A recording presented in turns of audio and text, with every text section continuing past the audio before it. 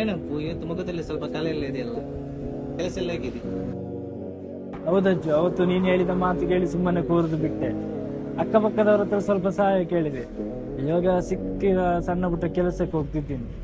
ಇವತ್ತು ಬೆಳಗ್ಗೆ ಹೋಗಿ ತಂಗಿಯ ಫೀಸ್ ಕಟ್ಟಿ ಬಂದೆ.